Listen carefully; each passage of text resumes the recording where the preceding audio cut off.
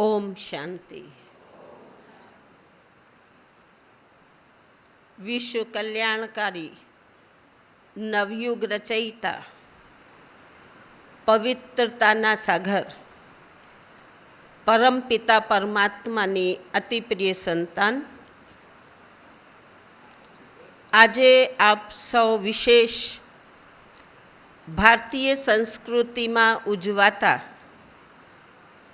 અનેકો તહેવારોમાંથી મુખ્ય એક તહેવાર જે ખૂબ જ પ્રચલિત ગણાય છે અને એ છે ભાઈ બહેનનું પવિત્ર રક્ષાબંધનનું તહેવાર. અને એ પવિત્રતા સૂચક રક્ષાબંધનનું તહેવાર આપણે સૌ દર વર્ષે ખૂબ જ ધામધૂમથી કહો કે આપણે ઉમંગ ઉત્સાહ સાથે કહો ઉજવતા હોઈએ છીએ. બાબાએ તો પહેલા જ દિવસથી આપણને, જ્યારથી આપણે બાબાના બાળક બન્યા ત્યારથી જ આપણને એ વરદાન આપી દીધું, પવિત્ર બનો, રાજયોગી બનો. કારણ રાજયોગ અને યોગી જીવનનું જે મહત્વનો પાયો છે, કારણ આપણા યોગી જીવનની જે આધારશિલા છે કે જે બિલ્ડિંગ કહો, જે મકાન કહો, એ 4 પિલર ઉપર ઊભેલા છે. કોઈ પણ બિલ્ડિંગ હોય એ બિલ્ડિંગના 4 પિલર હોય છે, ચારે ખૂણા. 4 પિલર ઉપર એ બિલ્ડિંગ મજબૂતાઈથી આપણે બનાવતા હોઈએ છીએ. એમ યોગી જીવનનું અને યોગી જીવન સિવાય યોગનું પણ જે મહત્ત્વપૂર્ણ આધાર છે એ છે એ 4 પિલર. અને એ 4 પિલરમાંથી આપણે સૌ કોઈ નવા નથી, ઘણા વર્ષો જૂના બાબાના બાળક છે. આપણે સૌ જાણીએ છીએ કે આપણા જે 4 નિયમો છે એ છે શુદ્ધ અન્ન છે, સત્સંગ છે, અને સાથે છે દૈવી ગુણોની ધારણા. એ આપણા મહત્ત્વપૂર્ણ આ 4 પિલર છે. એ 4 પિલર, ચારો પાયા જો આપણે મજબૂત હોય, બિલ્ડિંગનો એક પણ પાયો જો મજબૂત ના હોય, ચાહે સત્સંગ કહો, ચાહે દિવ્ય ગુણોની ધારણા કહો, ચાહે શુદ્ધ અન્ન કહો, ચાહે બ્રહ્મચર્ય કહો, એ 4માંથી જો એક પણ પાયો કમજોર હોય તો તમે જો એ બિલ્ડિંગ શું હશે, ગમે ત્યારે હલીને પડી જશે. એમ આપણું પણ આ જે પાયા છે, આપણા જીવનના જે પાયા છે એ ખૂબ જ મજબૂત હોવા જોઈએ.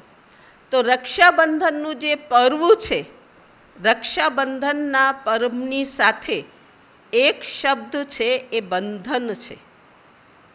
તમે એક વસ્તુ સારી રીતે સમજી લો કે બંધનની અંદર રક્ષા અને સુરક્ષા સમાયેલી છે. ચાહે આપણો દેશનું આપણે રક્ષણ કરીએ તો પણ આપણે શું કહીએ કે સેનાએ ચારે બાજુથી બંદોબસ્ત કર્યું છે, સેનાએ ચારે બાજુથી કોર્ડન કરી દીધું છે. એટલે કે ચારે બાજુ જે જ્યાં આપણી સરહદો મળતી હોય, જે બીજા દેશની સાથે સરહદ મળતી હોય, એને મજબૂતાઈથી ત્યાં આગળ એને બાંધી દેવામાં આવે છે. અને બાંધી દેવા માટે એમાં શું ઉપયોગ કરીએ છીએ, ચાહે કાંટોની વાડ તો ના હોય, ત્યાં લોખંડની, મજબૂત લોખંડના વાયરની, કટીલા વાયરોની એ વાડ બાંધવામાં આવે, એમાં કરંટ પસાર કરવામાં આવે. અને એનાથી જો વધારે આપણે મજબૂત કરવા જઈએ સરહદને તો ત્યાં દિવાલ પણ બાંધી દેવામાં આવે છે. તો આ બધા બંધન છે એ બાંધવામાં શા માટે આવે છે? કારણ કે એ બાંધવા પાછળ આપણે દેશની સુરક્ષા રહેલી છે. એમ જો આપણા જીવનને સુરક્ષિત રાખવું હોય, કે આપણે યોગી જીવનની અંદર જીવવું હોય, તો આપણે બંધનોને તો સ્વીકાર કરવા જ પડશે. બંધનમાં બંધાયા સિવાય કોઈ પણ જીવન સક્સેસ જતું નથી. આજે લૌકિકની અંદર પણ જ્યારે એક કુમારી હોય છે અને એ પણ દાંપત્ય જીવનની અંદર બંધાય છે તો જ એના નવા જીવનની શરૂઆત થાય છે.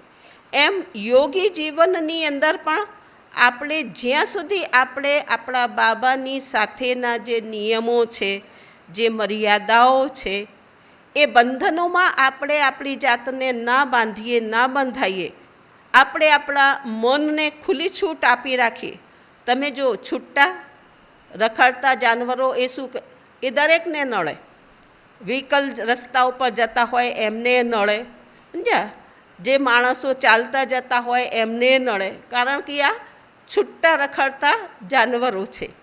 એમ કોઈ પણ જાતની છૂટછાટ જો આપણે આપણી જાતને આપીએ, જે આપણે કહીએ આટલું તો ચાલે, જેમ બેને કહ્યું કે કોઈ કરે કે કોઈ ના કરે પણ મારે કરવું છે, તો આપણે આપણી જાતને બાંધવું તો પડશે જ. અને એ બંધન જે છે એ સુખદાયી છે. બીજી એક મજાની વાત શું છે કે આ રક્ષાબંધનનું જે પર્વ આવે છે એની અંદર જ તમે જો કે સ્વતંત્રતા દિવસ પણ આવે છે. સ્વતંત્રતા દિવસ એટલે કે 15મી ઓગસ્ટ પણ આવે છે. 15મી ઓગસ્ટ આપણો ભારત દેશ અંગ્રેજોની ગુલામીમાંથી આઝાદ થયો, નવું સંવિધાન રચાયું અને એની આપણે નિશાની તરીકે, આપણે યાદગાર તરીકે રક્ષાબંધનનું આપણે એક ગણતંત્ર દિવસ ઉજવીએ છીએ. તો એ રીતે સ્વતંત્રતા પણ છે અને સાથે સાથે આ તહેવારની અંદર બંધન પણ છે. તો જ્યાં બંધન છે ત્યાં જ ખરેખર સાચી સ્વતંત્રતા છે. તો જ તમે સારી રીતે જીવી શકો, સારી રીતે સૂઈ શકો, સારી રીતે તમે ચાલી શકો છો. તો બાબાએ આપણને સવારથી લઈને સાંજ સુધી, રાત સુધી ઘણી બધી આપણને નાની નાની શ્રીમતો આપી છે. બાબા દરેક વાતને તમે જો જ્ઞાનને એટલું સહજ કરીને, બચ્ચે એસે નહીં તો એસે કરો, બચ્ચે એસે નહીં તો એસે કરો, बच्चे तुमको अगर शरीर को या देहधारी को ही याद करने की आदत है तो तुम्हें क्या करना है, तुम बिंदु स्वरूप की जगह तुम अपने फरिश्ता स्वरूप को याद करो, तुम फरिश्ता को देखो, तुम फरिश्ता अपने लिए समझो. એટલે બાબાએ આપણને ઘણી બધી છૂટછાટ તો પહેલાંથી આપણને આપી દીધી છે કે જો કદાચ આ આપણને હાર્ડ લાગતું હોય, આપણને થોડું કઠિન લાગતું હોય તો એની જગ્યા, એની સામે આપણે આ વસ્તુ કરી શકીએ છીએ. તો પણ આપણે શ્રીમત, જે નાની નાની શ્રીમત છે, કારણ કહેવાય છે ને કે ટીપે ટીપે સરોવર ભરાય. શું ટીપે ટીપે મોટું સરોવર જ્યાં ભરાઈ જતું હોય તો એક વસ્તુનું ધ્યાન રાખજો કે ટીપે ટીપે નાનકડી નાનકડી નાનકડી ભૂલો કરતાં કરતાં પણ એ મોટું એક આપણું વિકર્મ કહો કે પાપ કર્મ પણ બની જાય છે. નાનું નાનું નાનું નાનું થતું થતું બાબાએ ખૂબ સારી રીતે આપણને એ વસ્તુને કહ્યું છે કે નાની નાની વાત પણ એ શું હોય, એ આપણું સંસ્કાર બની જાય. સંસ્કાર એટલું પાકું થઈ જાય કે જ્યાં કોઈ અર્થ ના હોય, જ્યાં કોઈ એનાથી પ્રાપ્તિ ના હોય તો પણ આપણે એમને બોલે. ઘણા બધા લોકો એવા હોય, અજ્ઞાની લોકો એવા પણ જોયા છે કે જેમને અમથા અમથા કોઈની સાથે તકરાર નથી કે કોઈની સાથે કંઈક વાતે ઝઘડો ના થયું હોય તો એને ગાળો આપીને વાત કરતા. ગાળ આપવાની આદત પાકી કરી લે.